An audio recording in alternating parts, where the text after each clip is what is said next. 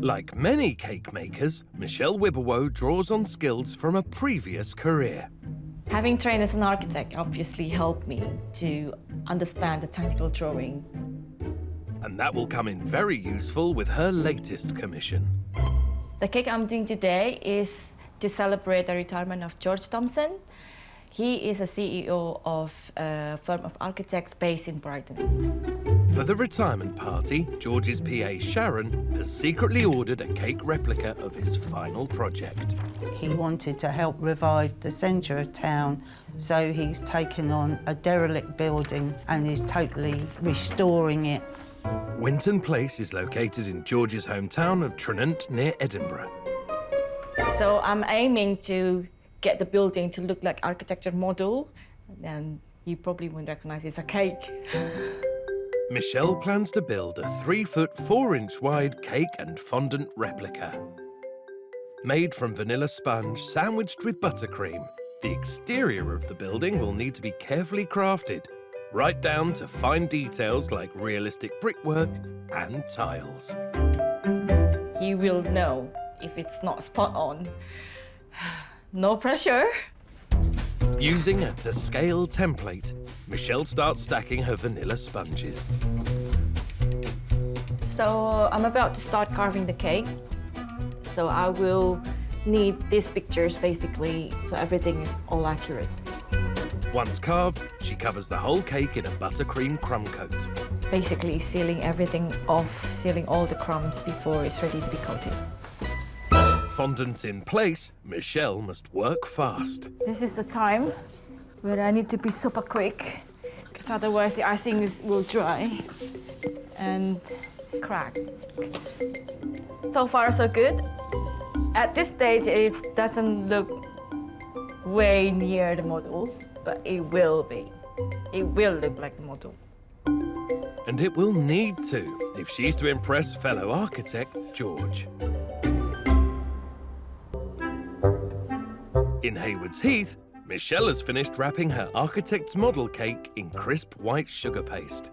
The next step will be covering it all with the texture, like the bricks, the tiles and everything. She starts with the rooftop tile effect, which has been printed onto edible paper. So I'm trying to cover this middle section here. Look at that. Before moving on to her edible paper walls. But I leave the windows out. I'm going to stick them on separately because I want to be able to see the depth. As you can see, everything is measured, all fitted, accurate. For the finer details, Michelle's using sugar paste, which she's sculpting by hand. The edging around the joint and the edges is quite intricate and time-consuming, but it's totally worth it.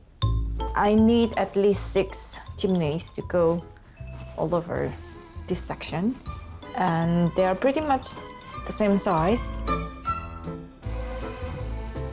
I still got lots and lots of things to do. I added a bit of element of fun as well, like the broccoli as the trees. I can't wait to see Sharon's reaction. After a sleepy 20-mile journey to Brighton, Should be fine. Yay. Oh, it's quite heavy. I'll make. Oh. stretching more than 3 foot wide, this replica building has been made from vanilla sponge sandwiched with buttercream. Its highly detailed exterior, with realistic brickwork and tiles printed onto edible paper with food-safe ink, has been finished with hand-moulded sugar paste features. Now, client Sharon can finally see Michelle's cake construction. Open your eyes. Wow! Well, it achieved exactly what I wanted. It's got total wow factor. I think it's absolutely incredible. It just doesn't look like cake. Sharon is absolutely blown away by the cake, and yeah, it's amazing. It's my reward of the day. Well, I love it. He does too. If he doesn't, he ends up wearing it. Time for the verdict from the architect himself.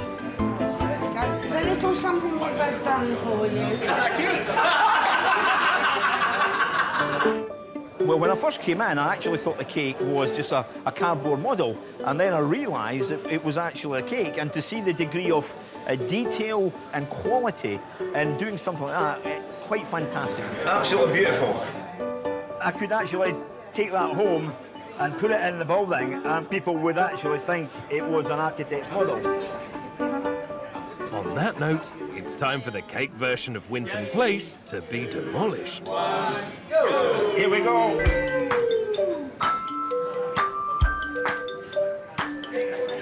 Beautiful. George was absolutely blown away by the cake. He didn't want to cut it and was desperately trying to find a way to get it back to Scotland. We pointed out it wasn't possible because we wanted to eat it. Michelle totally delivered on the cake, so she's probably the first person in George's life that has actually managed to do something to surprise him.